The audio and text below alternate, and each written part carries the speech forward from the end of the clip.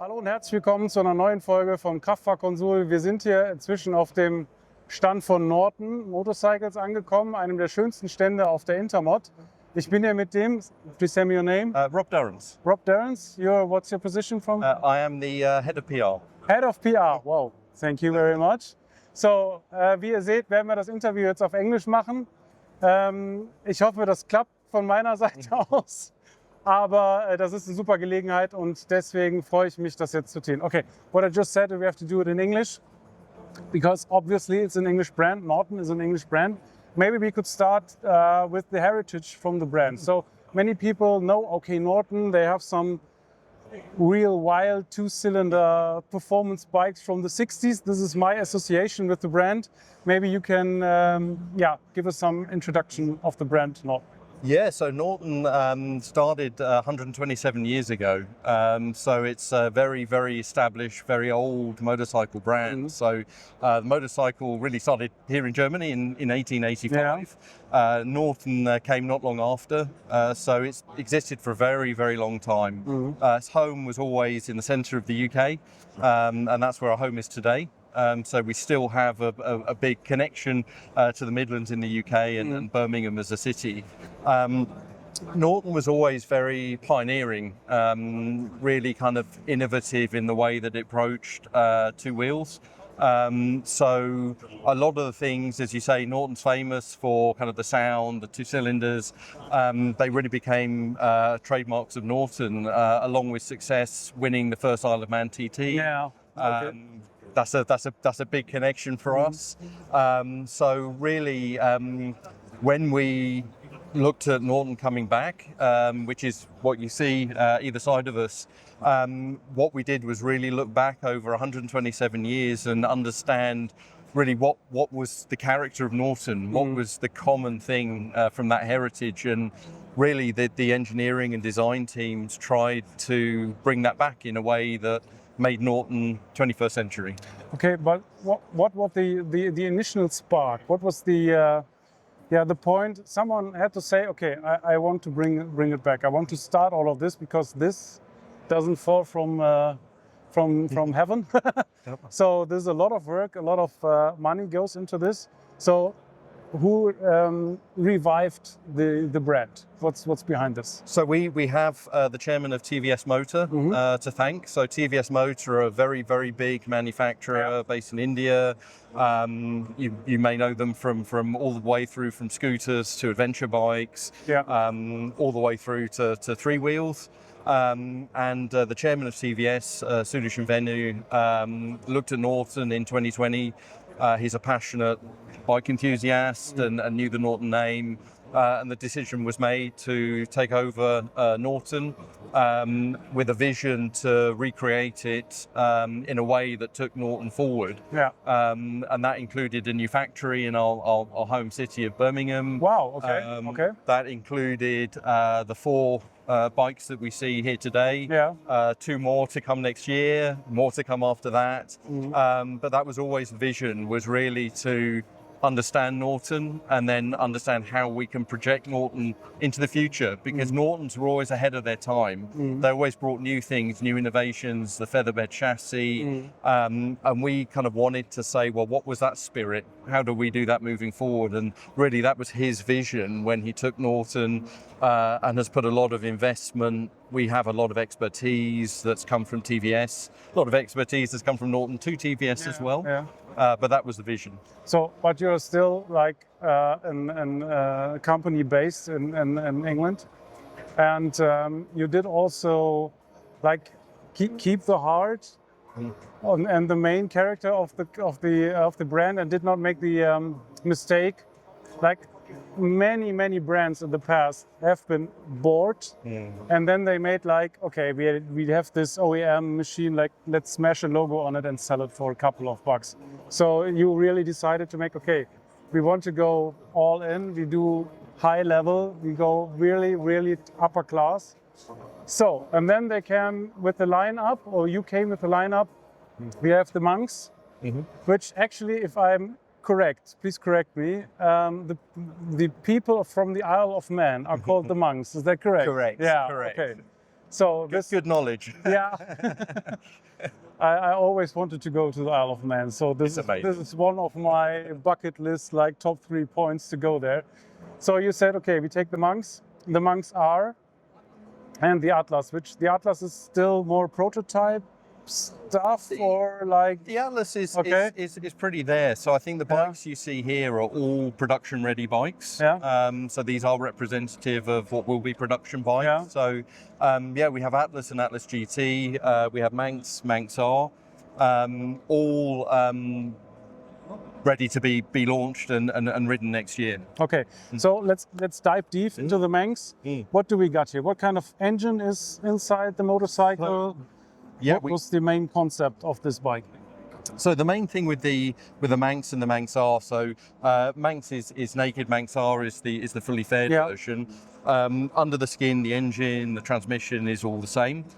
So it's a 206 PS, 130 Newton meter V4, 1,200 cc.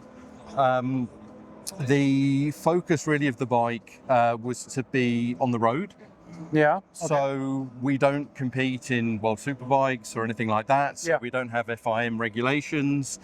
We don't need to worry about wings. We don't need to worry about those things.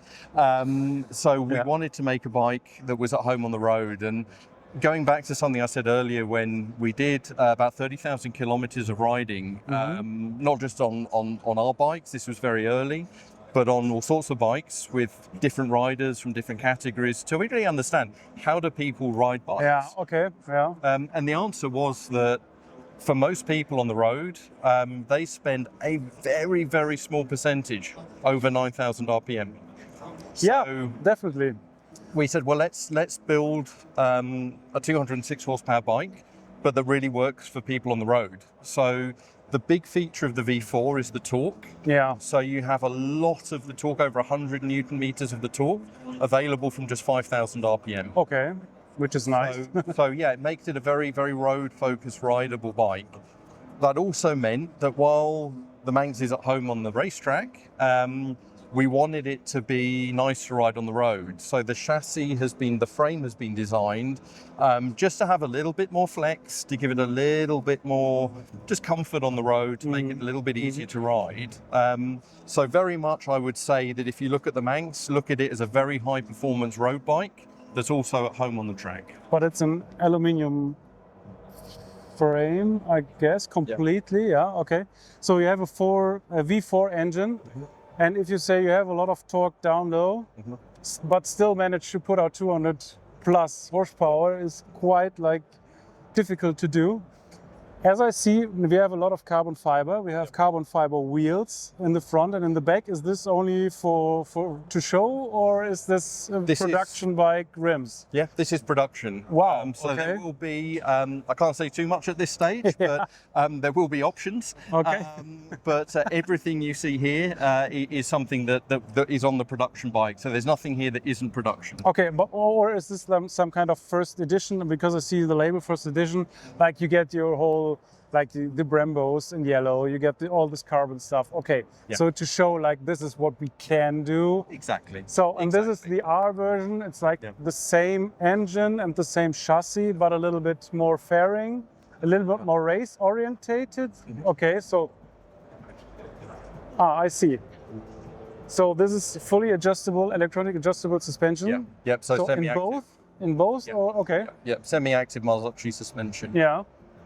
So did you develop this on your own, or did you buy this like from Bosch or some?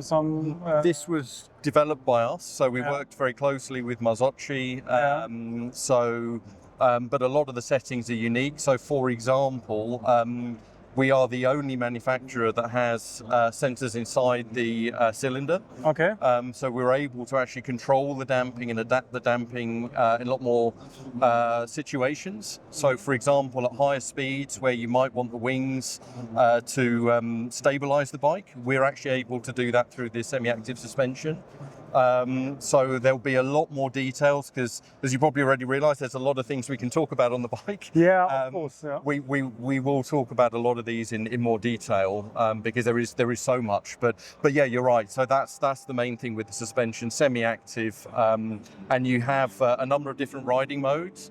So you select the riding mode, and that will basically adjust to our presets exactly how the damping will work and support you. The other great thing about the electronics on the bikes, there are a lot of systems here to support. We have a whole suite of electronics. You can have as many of them or as few of them as you want. If you want to turn them all off, absolutely fine. And the great thing is if you turn off your bike, you leave it for a day, a week, it's the music.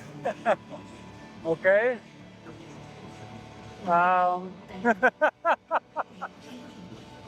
Maybe we hear it more than the microphone. Ja, wie sieht's aus?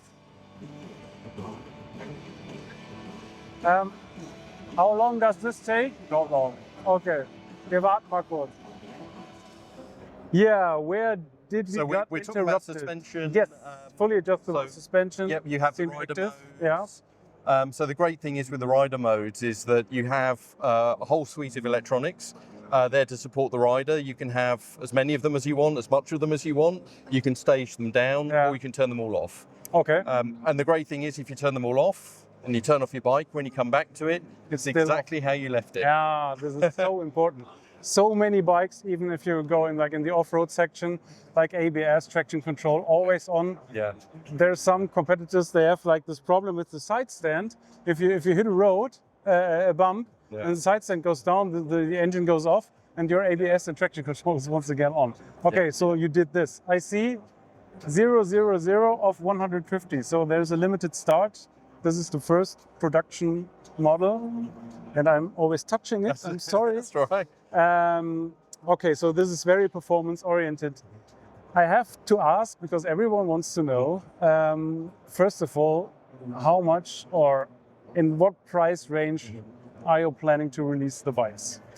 Realistically, we have pricing very much in our minds. I think because for the first time in Norton's history, our bikes will be global. So we will be next year, we will have, by the end of next year, we'll be on sale in 8 markets around the world, which includes Germany, France, Italy, Spain, Portugal, United Kingdom, India, United States. Okay, you go all We're going full for 2026. So it means that really we want to make sure that the pricing is right for each country, but I think expect us to be where you would see our competitors. So if you look similar bikes, kind of Ducati, then we will be sort of in that sort of range. Yeah. I think obviously Atlas is in a very different category to Manx. So what we would say is, every category that Norton has a bike, we will be in, I think, more available categories like the adventure bike category, but we will always be the Norton in that category. But I think people might be surprised that we've built in the opportunity to kind of tailor the price a little bit. Okay. So next question. Someone sees this video and thinks, okay, this is absolutely what I want. This is the perfect bike for me. What's next? Because to be honest, I'm on your list for newsletters, and I tried to figure it out. Okay, where can I ride one? Where can I buy one? And yeah, I think it's still in progress, I guess. So what do we tell our viewers? What do you have to do if you want to buy one of these bikes? When can you buy these bikes? And most important, where can you try this? You have to try these out. You have to get the ass on the bike. I think that's the most important thing. So tell us about your strategy for 2026. Absolutely, and it's a really good point. And I think so much of the focus has obviously been getting the bikes ready, having the big kind of resurgence, as we call it, that was only a month or so ago. So you're right. Everything else has also been happening at the same time. So. Again, we can't say details yet, but we have a really good network that's building throughout Germany, throughout Europe, throughout the world. Yeah. So we will have retailers being confirmed over the next few months. We're talking to some really good partners. We're lucky that I think we've had a lot of attention, a lot of excitement. So every market that we go to, we're looking at being on sale in Europe from June. Okay. So that's when we will have bikes with retailers, we will have test drive opportunities. So all of that will be hopefully perfectly in time for the weather in the summer. and that will be with Manx R coming first. Yeah. And then the other 3 bikes very close behind. So you'll see constantly more content being generated. We can't wait to get the bikes on the roads. Yeah. We can register them, I think, from the early part of next year. You'll see more video coming. You'll see more images. We'll be at more events. You'll see announcements for the retail network. All of that's going to come in the next month, 2 months. Okay. And of course, the last question, with a bike called Manx R, are you going to participate in the Tourist Trophy 2026? I can say it's very close to all our hearts. Okay. It's a wonderful place, and it's a long time since Norton's been there in a racing capacity. Look at this, I'm getting like goosebumps. I know. Me too. Even when I went there, the weather was really bad, but it was still amazing. Yeah.